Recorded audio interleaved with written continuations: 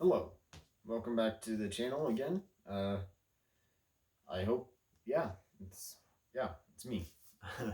So this is a book that is highly recommended in the Stephen King fan base. 11/22/63, and it's said to be one of his best works. And people will say, "Oh yeah, if you want to a good introduction, I guess, and a good that's what people say that it's like real. They say it's like you know a really good entry point and a really good place to get back into him if you didn't get into him. If yeah, if you stopped liking Stephen King, this is a good book to get back into. I kind of agree and I disagree at the same time. So the basic premise is just like a guy wanting to go or a guy going back to stop JFK from getting assassinated so that the Vietnam War stops and everything. And I must say, there are some really good characters in this. I think the guy in the beginning, the burger guy, the guy who owns the burger shop, Al, I think his name is. He was a good character. I really enjoyed his character. I also liked the main character, Jake, I think, and then later he takes the name of Paul. I think can't really remember, but there's some good characters. But um, there's one character who, in my opinion, brings the whole book down. For some reason, she's a fan favorite for some reason. Apparently, a lot of people like her, and that is Sadie Dunhill. Hmm. That's the whole thing that I really don't like about this book. It's about, I would say, this much of the book, at least, that middle part right there. She takes over, and it's just I don't get why Jake likes her so much. I mean, thing is, I don't. I mean, at least for me, there's a lot of romance, and I that's fine. There's some really good romance and stuff in books and Stephen King and other books also. But in this one, I don't think I don't personally. I find her a little annoying, a little more than annoying. Um, she is just she after getting injured, she says, "Oh, why would like she's like, oh, why love me anymore, whatever."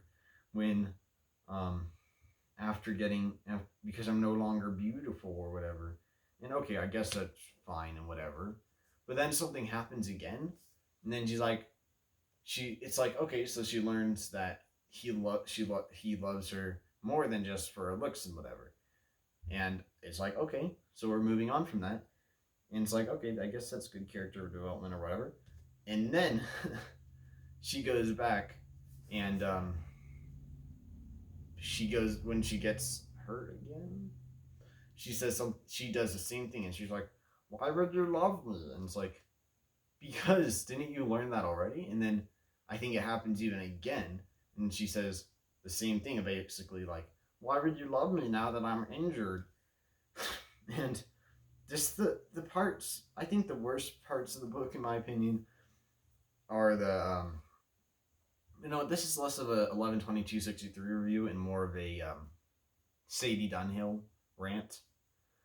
But basically, um, there's the part, basically all the recover parts. There's like at least three, maybe even four recovery parts where somebody gets super hurt and then they're like in the hospital, and then it's just like it takes so long for them to get out of the hospital.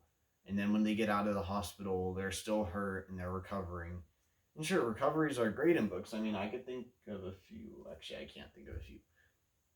I'm sure there's recoveries in Stephen King books that are really well written. Like, I've only read a little bit of Doomickey, but from what I've read of it, it's the recovery part is really realistic and stuff, and it's good, and I like it. But in this one, it just when it's not a focus, and the main focus of the book is something else, and then it just slows down, and it's like, okay, so the book is going, I guess, and then it's like, okay, well, there's like some romance stuff, and it's like, okay, I guess that's fine, and then somebody gets hurt, and then it's like, okay, we're gonna spend about 100 pages or so focusing on that when it's like, okay, but where's the main focus of the book, basically? Anyways, just those parts I really don't like with the literally any part with Sadie Dunhill. She's I don't like the whole thing that we see all the time. I think the guy's name is John Clay or whatever. We see this all the time in Stephen King books, where it's like some OCD husband or boyfriend or something like that who's abusive because he's OCD or something like that, and it's really not. I don't think it's very well done, in my opinion. The OCD stuff, especially when, like, I don't know, I have experiences in OCD for a bit and stuff. I mean, I know there's different types of OCD, but it just, I don't really think it's very well done. I mean, maybe it's well done. I think the first few times Stephen King does it in his books where it's like some OCD guy were pretty good. A few times. But he keeps doing this where it's like somebody was in an abusive OCD relationship and stuff. And not that it's fine. And I think that the beginning, a few books that he wrote, like I think Stand might have it. I'm not sure.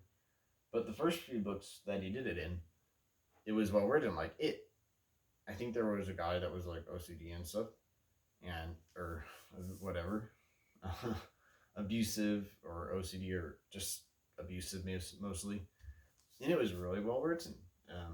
The guy, I can't remember his name, but that guy, he wasn't OCD, but he was a kind of abusive, really abusive. But that guy was a really good, well written, abusive person and stuff, and it really made you whatever. But in this, it just, in my opinion, it just felt weird and random and stuff. I just don't like Sadie Dunhill and her arc. Okay, I mean, in the ending was just kind of pretty sad, to be honest, when he's like, "Oh, well, I lived in another life." I don't. Yeah, if you read it, you know what I'm talking about. Which, don't be watching this video if you haven't read it, because I just spoiled the entire book basically. But the thing is, there's some really, really good stuff in this, which is the stuff without Sadie Dunhill. Like, I think the part where he goes into the future and he's like, "Oh wow, killing JFK or saving JFK was a bad idea," or whatever. That part I liked. I liked the part. Actually, I really like the part where he's spying on what is his name? I can't even remember. Ozzy Osbourne. That entire time he's spying on him is some of the best Stephen King stuff. The part where he's Frank Dunning or Frank Hunning, I don't know. That guy, the Frank Hammer guy, him in that part was amazing. The first like 200 pages is like some of the best Stephen King in my opinion. The ending is some of the best Stephen King. The part where he's spying on Ozzy Osbourne is some of the best Stephen King. Or am I know I'm saying that wrong. What is his name? Ozzy Osbourne is the guy from AC/DC, I think. What is his name? In his alias or whatever, thingy, is actually George Amberson, not Paul. For some reason I was thinking of the Beatles. I think with Paul McCartney or something. Or yeah, I don't remember. Harvey Oswald. Yeah, Harvey Oswald, not Ozzy Osbourne. Oh my goodness. Ozzy Osbourne is the guy from the band leader of ACDs. Harvey. Wait, what is? I forgot his name already. Oh my! I'm not having a good. Some reason. Lee Harvey Oswald. Yeah, Oswald. It's similar. Okay, stop. But Oswald. That part where he's spying on Oswald is some of the best parts in Stephen King, in my opinion.